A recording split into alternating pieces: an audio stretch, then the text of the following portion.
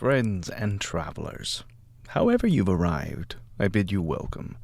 Here at Let's Be Frank, we're about lives, and above all, living well. I don't expect a podcast hosted by Benjamin Franklin could be about anything else.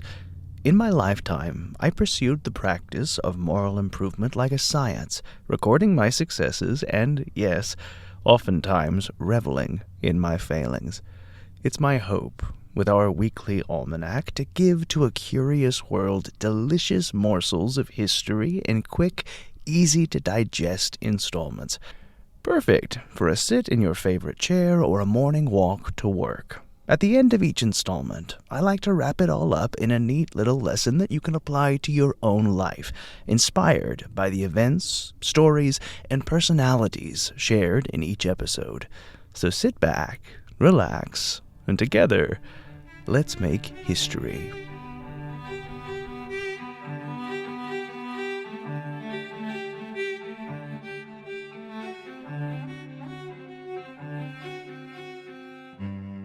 Greetings and salutations, dear listener. Welcome to another installment of Let's Be Frank, an auditory almanac for the curious mind, with me, your faithful friend and host, Dr. Benjamin Franklin, printer. Follow B. Franklin Live on Instagram, TikTok, and YouTube, and like us at Let's Be Frank, an auditory almanac for the curious mind on Facebook. If you wish to support the history we make here at Let's Be Frank, consider joining our Patreon to unlock all the benefits that come from being a member of our Junto. You can find the link in our show notes. Now let's get to today's installment. This week, a stellar phenomenon had us casting our eyes to the heavens, albeit squinting and not looking directly at it. A solar eclipse, which could be seen all throughout the western part of the United States. I had to devote some time in the course of our auditory almanac to examining this phenomenon. In my lifetime, I invested a considerable amount of energy to speculating not only the stars, but how calculating them can benefit our life here on the globe. In 1726, while on a journey sailing back from Philadelphia, I beheld a solar eclipse. That day I recorded it in my diary. As we sat playing draughts upon deck, we were surprised with a sudden and unusual darkness of the sun, which, as we could perceive, was only covered with a small thin cloud. When that was passed by, we discovered that glorious luminary labored under a very great eclipse. At least 10 parts out of 12 of him were hid from our eyes, and we were apprehensive he would have been totally darkened. Now, in previous ages, solar eclipses were seen as signs from the Almighty, omens of bad tidings to come, but we live in an age of experiments. In my lifetime, the seventh planet of our galaxy was discovered by the Herschels. Man began to question his place in the universe. This week, I sat down with an expert in 18th century astronomy to talk not only about celestial events and history in the 18th century, but how it ties to natural philosophy and specifically moral improvement. Now to introduce him. Robert Weathers, George Wythe at Colonial Williamsburg, has been a performer with the Colonial Williamsburg Foundation since January of 2008. An Atlanta native, he graduated from Young Harris College in 2004 with an AFA concentration in theater, and Valdosta State University in 2007 with a BFA in theatrical performance. Before taking the role of Mr. Wythe, Robert had the pleasure of portraying numerous 18th century titans to include Henry Knox, Lord Dunmore, George Whitefield, and even George III. As George Wythe, Robert enjoys focusing on 18th century law, philosophy, education, religion, and the natural sciences, especially astronomy. When not wearing breeches, he spends his free time with his beautiful and hilarious wife Caitlin, his son Forrest, podcasting about The Simpsons, tending to Hortus Mortis, their carnivorous plant garden, and snuggling their favorite kittens and puppies, Leo, Olive, Knox, and Gil. Mr. Weathers, thank you so much for joining us on Let's Be Frank. Hey, doctor, I'm happy to be here. Now, when last I was in Williamsburg, you and I had a conversation about astronomy, the enlightened age of experiments that we live in. I think it befitting to the members of our junto to have that conversation here, particularly with the astronomical events that have taken place this week. So I wonder if we could begin by just talking about astronomy in the 18th century, how it connected the wider world, and how people saw their place in the heavens and the celestial world or universe revisited. Oh, yeah, that's astronomy in the 18th century is an incredibly exciting topic. And I say that because our worldview, in terms of our understanding of the size of the universe, totally shifts. Uh, prior to prior to the 18th century, and namely the transits of Venus in 1761 and 1769, we understood, thanks to Kepler's planetary laws, the proportionate sizes or distances between the planets in the solar system. But there are my cat's here, as you can see. Uh, but we didn't know the actual distances. And it's thanks to Edmund Halley and his work in trying to get the academies of Europe on board that really give us the opportunity to actually measure the distance first between the Earth and Venus using the transit of Venus, and then using Kepler's planetary laws, namely the third law of planetary motion, we were able to determine the distance between all the planets in Venus. So you can imagine what it must have been like for somebody in the 18th century who was born, say, towards he is holding on to me really hard, who was born towards the beginning of the century, uh, to go through just a fundamental shift in the way that you think about the universe. And it's actually shown, I think, very well in a quote from a 1790 magazine called Vermont Magazine.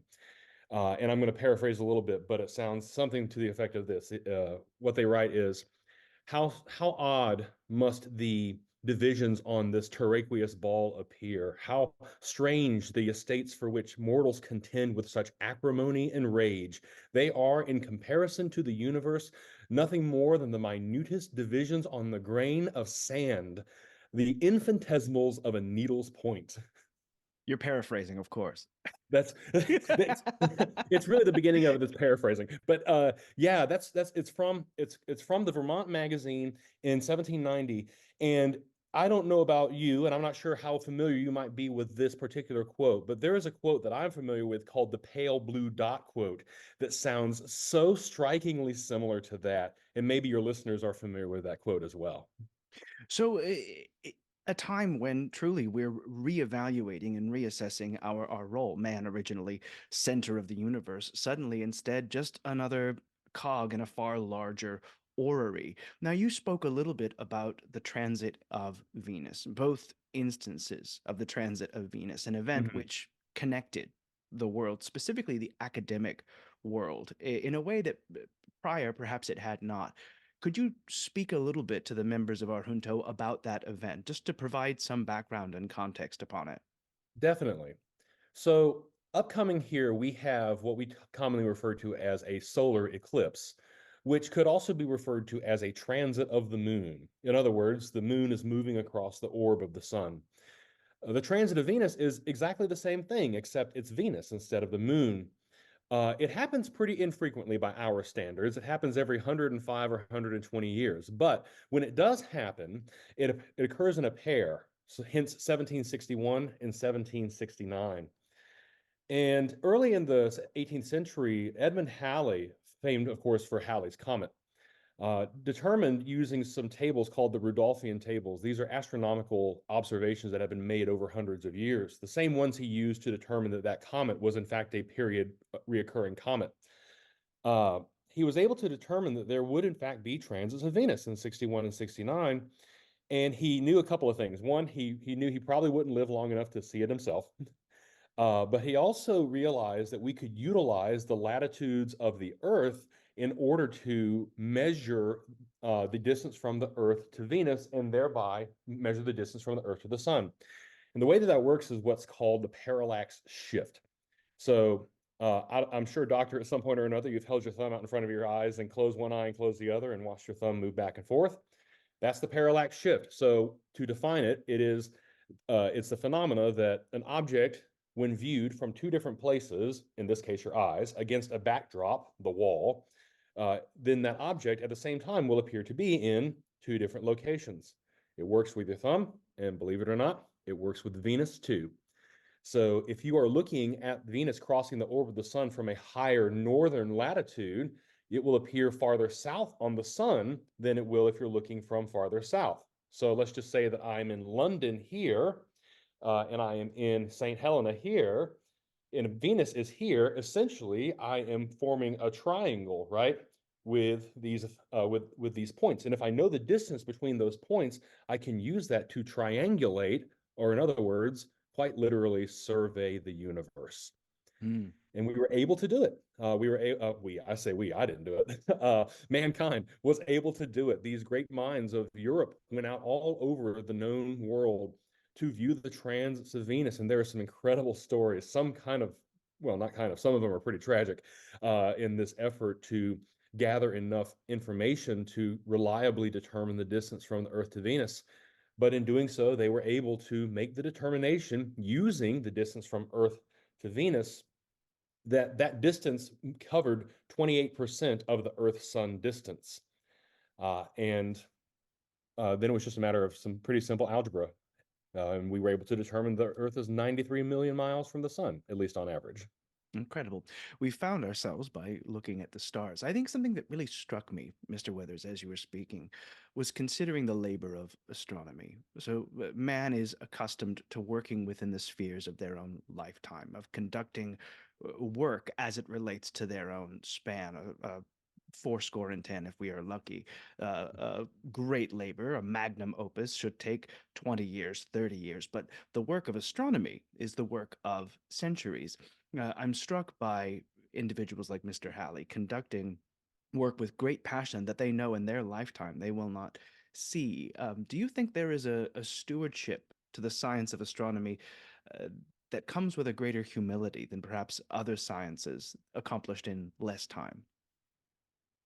That's a great question. And, I really think that we can tie this back to a word that is very commonly used by yourselves and your peers, and that's the word virtue. Hmm.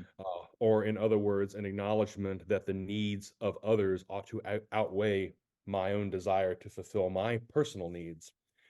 And isn't that what we see when we know for a fact that we will never, Mr. Halley, Dr. Halley knows for a fact that he's never going to witness this event. He's never going to have the satisfaction of knowing the answer to the question that he's posing.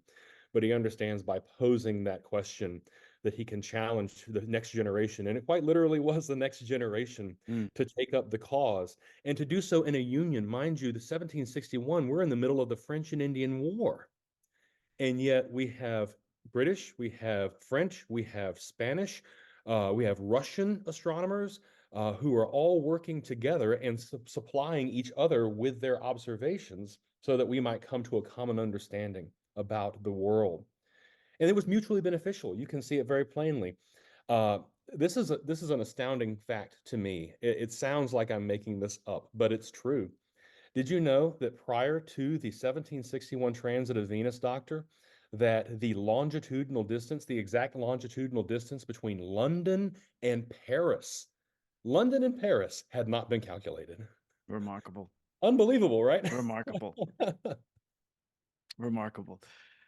Speaking of universal harmony, and speaking of the stars, in my time, and I participate in this as well with several contemporaries, there is great speculation of what life must exist beyond the sphere of our own orbit, life on other planets. I wonder, might you join in that speculation, Mr. Weathers, and speak upon what some of my contemporaries, I almost said your contemporaries, but since we are playing a certain degree of algebra with time, Sure, sure. what are people remarking upon in considering life on other planets? Oh, mercy. I don't need to tell you, Doctor, that 18th century people believe in what my generation and generations surrounding me refer to as space aliens. I believe that y'all tend to refer to them as inhabitants, inhabitants of the other planets. There is a diary that's quoted quite frequently where I live in Williamsburg, Virginia, by Philip Vickers Fithian. And in 1774, he is sitting at the table with Colonel Robert Carter, who is a member, mind you, of the Governor's Council in Virginia. And apparently they sat down and had tea one afternoon, and he writes that they talked about politics, they talk about this, they talk about that. And the last thing he writes is, we talked about the other planets and whether or not they are inhabited. Hmm. And there, once you realize that 18th century people believe in inhabitants, in space aliens, you see it all over the place. Uh, I I have quotes from all the way from just random astronomers who are doing work in some of the larger cities in Europe to some of the very well-known astronomers of the period, such as Dr. William Herschel, who would discover a planet beyond Saturn alongside the help of his sister Caroline Herschel. And the 61 and 69 transits of Venus really prod this discussion along. And the reason for that is that when the projections of Venus are being observed, it is noted that Venus has an atmosphere. Hmm. So if you watch, if you're watching the total eclipse in a couple of days from a place where you'll see totality, you will see totality in the corona of the sun because there's no atmosphere surrounding the moon to blur that corona. And we expect that because we see it with the moon, we see it with the transit of Mercury, which is much more frequent than a transit of Venus. So in 1761, there's a Russian astronomer by the name of Mikhail Lomonosov who is the first one to make the connection that there is an atmosphere. And what he sees is when Venus comes into the sun, he expects that it's going to be crisp and clear, but it sort of bulges in with this hazy look. And even as she moves in what's called internal ingress, moving away from the interior rim of the sun, she kind of kisses the side of it, looking like a little black drop. It's actually called the black drop effect even today. And they're astronomers, not poets. We'll give them that, right? Anyway, even sitting in the middle of the orb of the sun, you can see very plainly that Venus has this haze surrounding her. And once again, we see 18th century people taking previous observations to draw conclusions. Isaac Newton in Principia Mathematica says that if you observe a difference or observe two objects and there are similarities between those objects, then it stands to reason there might be other similarities, right? So when we look at Jupiter and we see swirling clouds, we think, there's an atmosphere there. And when we look at the Earth's shadow on the moon, it's hazy, right? We have the penumbra, the little shadow, and the umbra shadow. Uh, and that tells us that the Earth's atmosphere is casting that same sort of hazy shadow. So you can imagine what Mikhail Lomonosov is thinking when he's looking at this in 1761, and whether he realizes it or not, uh, he's the first person to go, oh man, there's a shadow on there's a hazy shadow coming from Venus. That means there's an atmosphere. And of course, the questions start coming. Is it like our atmosphere? Our atmosphere in the 18th century mind is comprised of air and water. And if it's comprised of air and water, then there might also be life. And people start talking about Venusians. They start talking about Jupiterians and Saturn aliens. They start talking about what they look like. There are some suppositions that people on Mercury are moving very fast, just like Mercury moves very fast around the sun. So they're very quick. But people on Saturn are very old and lethargic. They look like old men in the minds of 18th century people. It's really pretty fun and crazy. Incredible. Mr. Weathers, I must ask individually, what got you involved in this work? What spurned your love of history as well as astronomy? And how do you merge the two in the work that you do? Thank you for that question. I suppose I'm naturally inclined to astronomy. I have a degree in theater, and I tell people sometimes, it might sound weird, but if I hadn't become a performer, an actor, I probably would have pursued astronomy. Um, I grew up watching the old Discovery Channel specials on it, back before reality TV was such a big thing. And you don't know about that, don't worry about it. And but I really came into my own in history when I came to Virginia and got my job in living history. Uh, I think that if I'm being 100% honest, if you love what you do, you will engross yourself in what you do, and as a result, I pursued this sort of naturally. But astronomy in particular, I will say, 18th century astronomy really came about because of a single instance that occurred multiple times. And I used to do a program where I portrayed a white trader who was trading goods with the Cherokee people out in Western Carolina at the time. And one of the goods that we traded was a burning glass, what you would call, what someone might call a magnifying glass. And I learned how to light my pipe with the burning glass. But I also learned very quickly not to talk about anything important during the tour while I was lighting that pipe. And the reason is because no one's paying attention to what you're talking about. They're watching you light your pipe. And I remember thinking to myself, man, you people would absolutely lose your minds if you realized that we knew the distance from the earth to the sun. You know, if this is enough to really strike your interest, then surely we can go even bigger. And as I read more and more into natural philosophy or science, I came into the portrayal of George Wythe, and I began to read a lot more in moral philosophy or the foundations of our morality in virtue in the 18th century. And as I continued to read them, the more it became apparent to me, both by the words of the philosophers and the way they just naturally mesh, that natural and moral philosophy and the Enlightenment mind are the same. They Mm, come from the same place, natural law. The very same natural law that's referenced in the Declaration of Independence, for example, the law of nature and of nature's God, entitled them is the phrase. You see it everywhere once you make that connection. And so my joy is trying to make that same connection to people and point out to them that the very same thought that led to a free and independent Virginia and United States of America is the same thought that led us to the understanding of the actual distance from the earth to the sun. mm, It's an observation of nature and the not the implication, but the application, excuse me, the application of that philosophy in our daily lives and the power that that holds. And it came about not because people just observed, right, but because they acted upon that observation. mm. A remarkable answer. Thank you for it. If our listeners wanted to learn more about astronomy in the 18th century or beyond the 18th century, the history of astronomy, do you have some books in mind or resources that can point them in the right direction? Yes, so I would highly recommend a book called Chasing Venus. This is a book where a lot of my information about the transit of Venus came from initially. The transits, I should say, of Venus came from initially. Uh, the author's name escapes my mind, but if you look for Chasing Venus, you will find it. In addition to that, there is a book that I recommend to anyone who is interested in the pursuit of Enlightenment thought at all. And it's from the Viking Portable Library. It's called The Portable Enlightenment Reader. The editor's name is Isaac Kramenik. And what Isaac Kramenik has done is he's taken the meat out of a lot of philosophy and given you a couple of pages, a couple of paragraphs here and there with a brief introduction, and then also categorize them into varying points. So if you want to read more about natural philosophy or science and astronomy, you can. If you want to read more about the rights of women, for example, you can.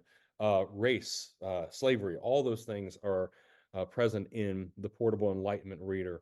And those are both really great resources. Hmm. Remarkable. Now, my last question is for you, Mr. Weathers. What is it about studying history and telling these stories that sets you on fire?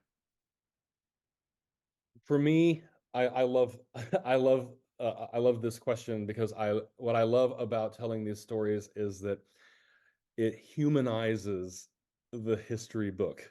You know, we see human faces in what I do personally, which is first person interpretation. I portray a person of the past. I think it makes a huge difference to walk up to someone and shake their hand and begin with small talk, and then in a few minutes we're talking about the rights of man. Hmm, Uh, and what I love about the humanization of it is that I think you can't walk away from an interaction like that without realizing that because they were people, they had choices to make. They made them, for better or worse, they made them. And it does not permit the guest, the person who did the interacting with the character, to simply pass it off as, again, a page in a book, but rather an understanding that they were people and we're people. We live in the 21st century, they live in the 18th. That's just how it happened to hmm, lay out. But we still have choices to make. and we can choose to benefit ourselves or we can choose to benefit our neighbors. And those choices have real power. Sometimes I say it like this, what if I were to say to you that uh, the Virginia House of Delegates has determined that summers in Virginia are too hot, and we don't want to deal with these hot summers anymore. So we have passed a law in Virginia, if you can believe it. The good men of Virginia, excuse me, the good people of Virginia who inhabit the government by the authority of the people who they represent, have passed a law that states that in contradiction to Kepler's first law of planetary motion, planets will no longer orbit in ellipses, but rather they will orbit in triangular orbits to give us a much shorter summer here in Virginia. And I'll say, talk to guests and say, what would happen if that actually did happen? What would happen in the universe if we were to pass that law? And the obvious answer is nothing. Nothing would happen. And then I say, but something might happen. What if farmers in Virginia begin to act as if the summer is going to be that much shorter? The season is going to be that much different. What will happen to our crops? They'll fail. Hmm. That's the result of, I think, in Enlightenment philosophy, ill virtue. We see benefits or the fruits of virtue in the alignment with what we see in nature by way of Enlightenment philosophy. And we have the ability to see those fruits as well. But you know what? I think maybe the beginning of this conversation might have something to say about that. Sometimes you don't see the fruits of that, do you? Sometimes you endure a great deal. Uh, the Baron de Montesquieu says that virtue is a self rebuke, ever Hmm. arduous and difficult and painful, I think is the word that he uses. Hmm. And uh, I think it's important, with this work that we take these examples from history to see that, yeah, sometimes people did suffer and they did make for the ultimately the better good, the painful decision that they sacrificed themselves for society, for their neighbors. Um, and though they may not have seen that benefit, we see that benefit and we have them to thank for Hmm. it. Perhaps we can take the lesson of Dr. Halley: progress deferred individually for progress obtained for posterity. Now, my Mm. friends, you can find Mr. Weathers on the streets of Williamsburg as George Wythe. I assure you, if you speak to him, you will find a man as encyclopedic as he is astronomical, and a dear friend as well. Mr. Weathers, thank you so much for joining us on Let's Be Frank. Thank you so much, Doctor. It was a pleasure to be here. The author of the book that Mr. Weathers was referring to was Andrea Wolfe. Her volume of Chasing Venus can be found in most bookstores. I highly encourage you chase after it. In a letter from February of 1780 to Joseph Priestley, I speculate about the future and indeed life on other planets. I think it's worth reading as we move to the lesson for today's installment. The rapid progress true science now makes occasions my regretting sometimes that I was born so soon. It is impossible to imagine the height to which may be carried in 1,000 years the power of man over matter. We may perhaps learn to deprive large masses of their gravity and give them absolute levity for the sake of easy transport. Agriculture may diminish its labor and double its produce.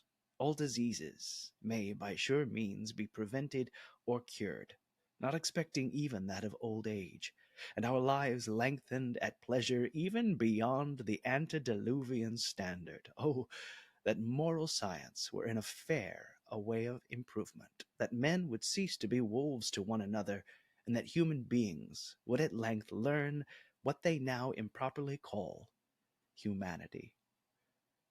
The lesson, my friends, is to look beyond the scope of where we stand now, to cast our eyes to the heavens, thumb before our eyes, and imagine the great lengths that might be made if we but shift our perspective, if we focus less on being the wolf of today and the humanity tomorrow. That's all for today's installment. Would that we had more hours in the day, but as always, my friends, we have nothing but time between us. Resource materials and images from this week's episode can be found in the journal of bfranklinlive.com.